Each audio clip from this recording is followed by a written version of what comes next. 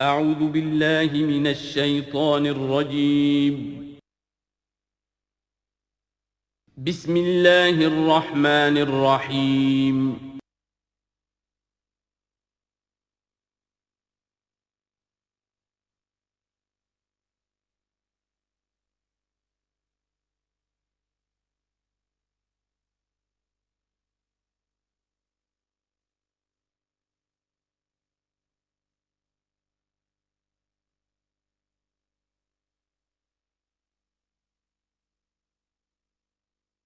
اعوذ باللہ من الشیطان الرجیم بسم اللہ الرحمن الرحیم وَلَقَدْ صَدَقَكُمُ اللَّهُ وَعْدَهُ إِذْ تَحُسُّونَهُم بِإِذْنِهِ حَتَّى إِذَا فَشِلْتُمْ وَتَنَازَعْتُمْ فِي الْأَمْرِ وَعَصَيْتُمْ مِنْ بَعْدِ مَا أَرَاكُمْ مَا تُحِبُّونَ مِنْكُمْ مَنْ يُرِيدُ الدُّنْيَا وَمِنْكُمْ مَنْ يُرِيدُ الْآخِرَةَ ثُمَّ صَرَفَكُمْ عَنْهُمْ لِيَبْتَلِيَكُمْ وَلَقَدْ عَفَا عَنْكُمْ واللہ ذو فضل علی المؤمنین صدق اللہ العظیم۔ پچھلی نشست میں ایک بات نامکمل رہ گئی تھی۔ حضور کے انتقال کے موقع پر میں نے جیسا کہ آپ کو بتایا کہ پھر حضرت ابو بکر جب تشریف لائے انہوں نے پھر خطبہ دیا، اس میں یہ آیت بھی پڑھی وما محمد الا رسول قد خلت من قبلہ الرسل افإن مات أو قتل انقلبتم علی اعقابکم ومن ينقلب علی عقبیہ فلن یضر اللہ شیئا۔ لیکن اس کے ساتھ ہی پھر جو الفاظ انہوں نے خود فرمایا اپنی طرف سے وہ بہت ہی بڑے اہم الفاظ ہیں اور بڑی جو سمجھیے کہ ہمت اور جرت کا مظہر ہے۔ من کان یعبد محمدا فإن محمدا قد مات، جو کوئی بھی بندگی کرتا تھا پوجتا تھا محمد کی وہ سن لے کہ محمد کا انتقال ہو گیا صلی اللہ علیہ وسلم۔ ومن کان یعبد اللہ فإن اللہ حی لا یموت، اور جو کوئی اللہ کی بندگی کرتا تھا اللہ کو پوچھتا تھا وہ جان رکھے کہ اللہ تعالیٰ زندہ ہے، اس پر موت وارد نہیں ہوگی۔ اب ہم آگے چل رہے ہیں وَلَقَدْ صَدَقَكُمُ اللَّهُ وَعْدَهُ۔ اب یہ جو عارضی شکست ہو گئی تھی اور مسلمانوں کو زخم پہنچی جس سے ان کے دل زخمی تھے، اس کے ضمن میں اب یہ بہت ہی قول فیصل کے انداز میں یہ آیت آئی ہے وَلَقَدْ صَدَقَكُمُ اللَّهُ وَعْدَهُ۔ دیکھو مسلمانوں، تم ہم سے کوئی شکایت نہیں کر سکتے، اللہ نے تم سے اپنا وعدہ پورا کر دیا تھا۔ استحسونہم بإذنہ، جبکہ تم انہیں قتل کر رہے تھے اللہ کے حکم سے، تہتے کر رہے تھے، فتح ہو گئی تھی، ہمارا وعدہ پورا تھا۔ حتی اذا فشلتم وتنازعتم فی الامر وعصیتم من بعد ما اراکم ما تحبون، یہاں تک کہ جب تم ڈھیلے پڑے، یہاں ڈھیلے کا ترجمہ کچھ اور بھی کیا گیا ہے، میرے نزدیک تم نے ڈسپلن کو ڈھیلا کیا۔ نظم جو ہے سم و طاعت، اور سم و طاعت میں ظاہر بات ہے کہ ایک ہی شخص کی اطاعت نہیں ہوتی۔ حضور صلی اللہ علیہ وسلم کی اطاعت بھی فرض تھی، اور حضور نے کسی کو امیر مقرر کیا اس کی اطاعت بھی فرض تھی۔ آپ نے فرمایا من اطاعنی فقد اطاع اللہ، جس نے میری اطاعت کی اس نے اللہ کی اطاعت کی۔ ومن عصانی فقد عصى اللہ، جس نے میری نافرمانی کی اللہ کی نافرمانی کی۔ ومن اطاع امیری فقد اطاعنی، جس نے میرے مقرر کردہ امیر کی اطاعت کی اس نے میری اطاعت کی۔ ومن عصى امیری فقد عصانی، جس نے میرے نامزد کردہ امیر کی نافرمانی کی اس نے میری نافرمانی کی۔ تو اگرچہ حضور کے قول کی تو انہوں نے تعویل کر لی تھی کہ حضور نے تو ہم سے کہا تھا وہ شکست کی صورت میں کہ اگر ہم سب بھی اللہ کی راہ میں قتل ہو جائیں، تم دیکھو کہ چیلیں اور کوے ہمارا گوشت کھا رہے ہیں، تب بھی یہاں سے مت ہٹنا۔ تو ایک تعویل ہو گئی تھی، انہوں نے جان بوجھ کر حضور کے حکم کی خلاف ورزی نہیں کی، لیکن خلاف ورزی کی ہے جو لوکل کمانڈر تھے ان کے حکم کی۔ ومن عصى امیری فقد عصانی، یہ ہے اصل معاملہ اجتماعی زندگی کا۔ جب تک ڈسپلن جماعت نہ ہو، سم و طاعت جو ہے کسا ہوا نہ ہو، نظم جو ہے پورا نہ ہو، اب وہ درجہ بدرجہ ہوگا۔ فوج کا ایک سپہ سالار ہے، لیکن پوری فوج میں پھر کوئی داہنا بازو ہے، میسرہ ہے، میمنہ ہے، قلب ہے، پیچھے ہے، ہراول دستہ ہے، ہر ایک کا ایک کمانڈر ہے۔ اب وہاں پر یہ کہ اگر ان کے جو بھی احکام ہیں ان سے سرتابی ہوگی تو وہ فوج جو ہے پھر جو اس کا انجام ہوگا وہ آپ کو معلوم ہے۔ تو نظم تو ہے ایک جماعت کے اندر درجہ بدرجہ جو بھی نظام سم و طاعت ہے اس کے پورے کی پابندی کرنا۔ حتی اذا فشلتم، جب تم ڈھیلے پڑ گئے، وتنازعتم فی الامر، اور امر میں تم نے جھگڑا کیا، وعصیتم من بعد ما اراکم ما تحبون، اور تم نے نافرمانی کی اس کے بعد کہ تم نے وہ چیز دیکھ لی جو تمہیں محبوب ہے۔ میری تعویل اس آیت کے بارے میں یہ ہے، اور بعض علماء نے تو خیر اس کو بہت پسند کیا ہے، بعض نے جو صحابہ کرام سے اتنا قلبی لگاؤ نہیں رکھتے انہوں نے کہا یہ خام خواہ کو صحابہ کی وکالت کرتے ہیں۔ میرا یہاں پہ موقف یہ ہے کہ بعد ما اراکم ما تحبون سے مراد مال غنیمت نہیں ہے، اس لیے کہ مال غنیمت کی تقسیم کا قاعدہ جو ہے غزوہ بدر کے بعد ہو چکا تھا، چاہے کوئی شخص کو جمع کرے نہ کرے برابر کا حصہ اسے ملے گا۔ یہاں من بعد ما اراکم ما تحبون سے مراد فتح ہے، اور اس کے لیے القرآن یفصل بعضہ بعضا، سورہ صف کی وہ آیت وَأُخْرَىٰ تُحِبُّونَهَا نَصْرٌ مِّنَ اللَّهِ وَفَتْحٌ قَرِیب، گویا کہ یہاں بندہ مومن کو دنیاوی کامیابی کو بھی اپنا مقصود نہیں بنانا ہے۔ کامیابی کسے پسند نہیں ہے؟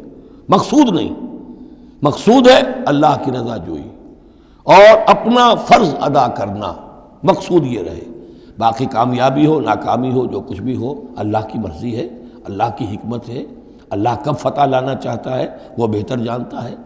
تو یہاں من بعد ما اراکم ما تحبون اکثر نے یہ سمجھا ہے کہ اس سے مراد ہے مال غنیمت کی طلب میں وہ وہاں پہرا چھوڑ کر چلے گئے، میرے نزدیک یہ بات صحیح نہیں ہے، یہاں پر ما تحبون سے مراد فتح ہے۔ وَلَقَدْ صَدَقَكُمُ اللَّهُ وَعْدَهُ إِذْ تَحُسُّونَهُم بِإِذْنِهِ حَتَّىٰ إِذَا فَشِلْتُمْ وَتَنَازَعْتُمْ فِي الْأَمْرِ وَعَصَيْتُم مِّن بَعْدِ مَا أَرَاكُم مَّا تُحِبُّونَ مِنكُم مَّن يُرِيدُ الدُّنْيَا، تم میں سے وہ بھی ہیں جو دنیا چاہتے ہیں، دنیا میں کامیابی ہو جائے، ہمارا بول بالا ہو جائے، حکومت ہماری قائم ہو جائے، مِنكُم مَّن يُرِيدُ الدُّنْيَا وَمِنكُم مَّن يُرِيدُ الْآخِرَةَ، تم میں وہ بھی ہیں جو صرف آخرت کے طالب ہیں۔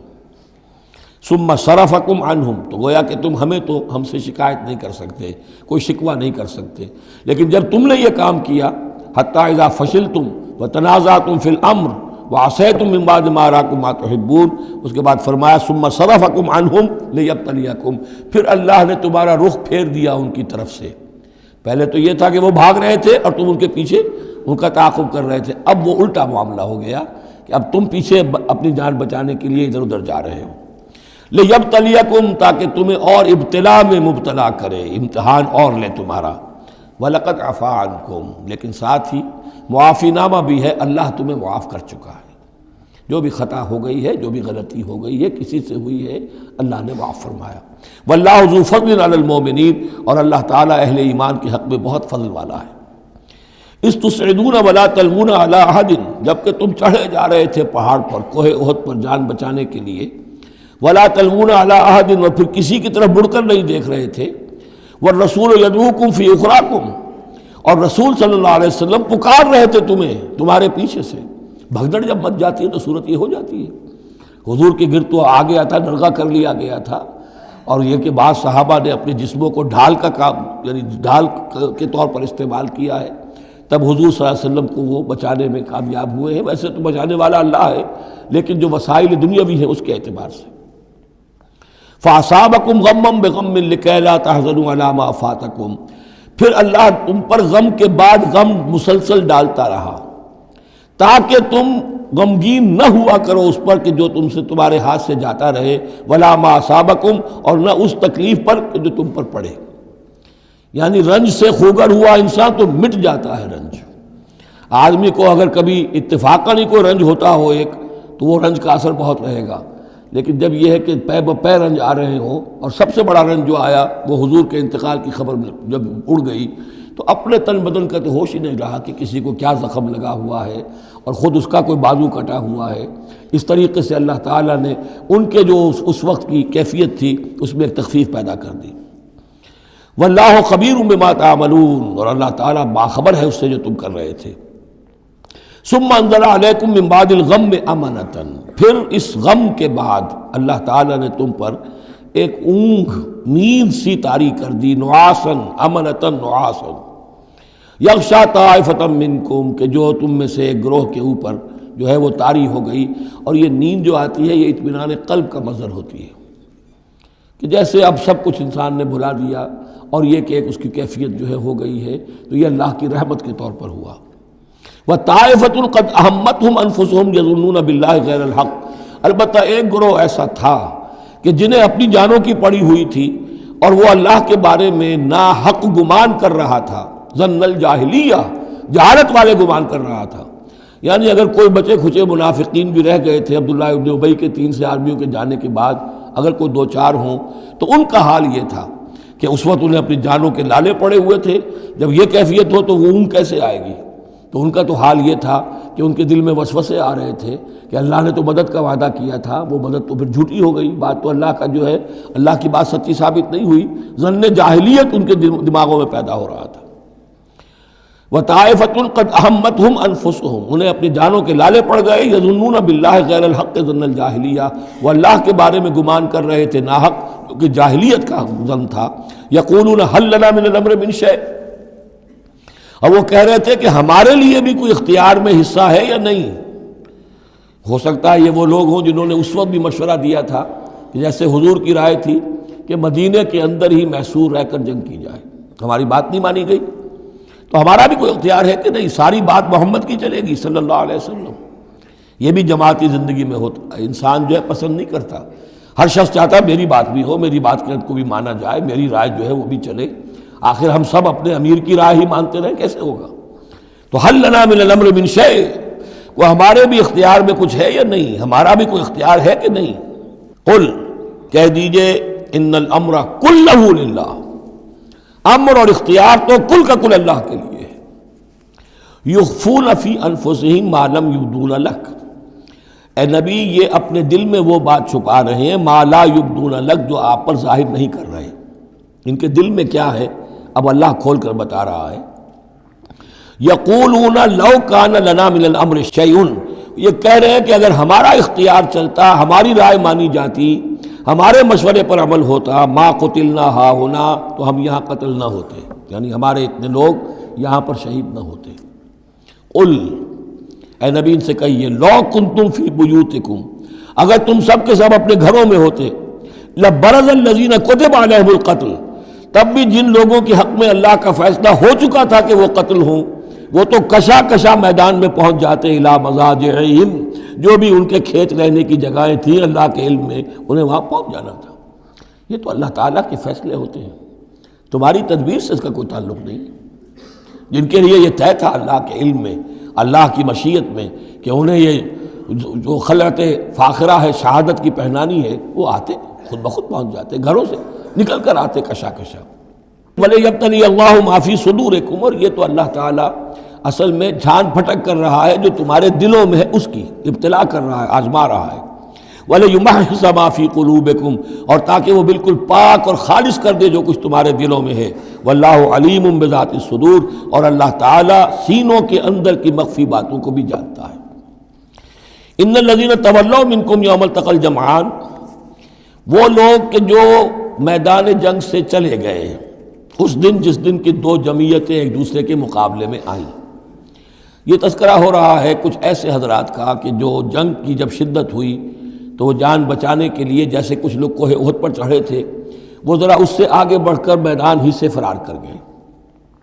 ان میں حضرت عثمان رضی اللہ تعالیٰ عنہ کا نام بھی آتا ہے. اب وہ کیفیت ایسی اضطراری کیفیت تھی کہ اس میں کسی سے کسی ضعف کا، کمزوری کا اظہار ہو جائے تو وہ بالکل ایک قرین قیاس بات ہے. جب حضرت عمر سے اظہار ہو گیا تو اور بہرحال حضرت عثمان رضی اللہ تعالیٰ عنہ کا درجہ تو ان کے بعد ہی ہے، وہ جذبات میں آ کر تلوار چھوڑ کر بیٹھ گئے. تو اسی طرح کی بات ہے. ان الذین تولوا منکم یوم التقى الجمعان، بے شک وہ لوگ جو ہٹ گئے میدان سے، فرار کی راہ اختیار کر گئے جس دن کے 2 فوجیں آپس میں لڑی. انما استزلهم الشیطان ببعض ما کسبوا، یہ اصل میں شیطان نے ان کے پاؤں پھسلا دیے تھے ان کے بعض افعال کی وجہ سے. کوئی کسی وقت تقصیر ہو گئی ہے، کوئی کوتاہی کسی وقت ہو گئی ہے، اور وہ ہر ایک سے ہو سکتی ہے، معصوم تو صرف نبی ہوتے ہیں.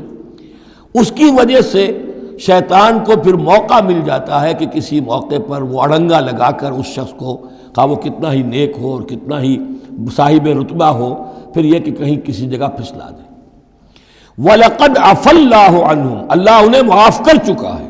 یہ الفاظ بہت اہم ہیں، اس لیے کہ اہل تشیع نے اس چیز کو بہت اچھالا ہے. حضرت عثمان کی جو ہے وہ توہین کرتے ہیں، ان کے اوپر تنقید کرتے ہیں کہ یہ تو بھاگ گئے تھے میدان جنگ سے پیٹ دکھا کر، اب وہاں یہ بھول جاتے ہیں کہ اللہ تعالیٰ نے تو اعلان کیا ہے ان کی معافی کا، چاہے حضرت عثمان تھے یا اور بھی تھے، وَلَقَدْ عَفَا اللَّهُ عَنْهُمْ، اللہ انہیں معاف کر چکا ہے۔ اب کسی مسلمان کے لیے جائز نہیں ہے کہ ان پر زبان طعن دراز کرے۔ ان اللہ غفور حلیم، یقیناً اللہ تعالیٰ معاف فرمانے والا اور حلم والا ہے، حلیم ہے۔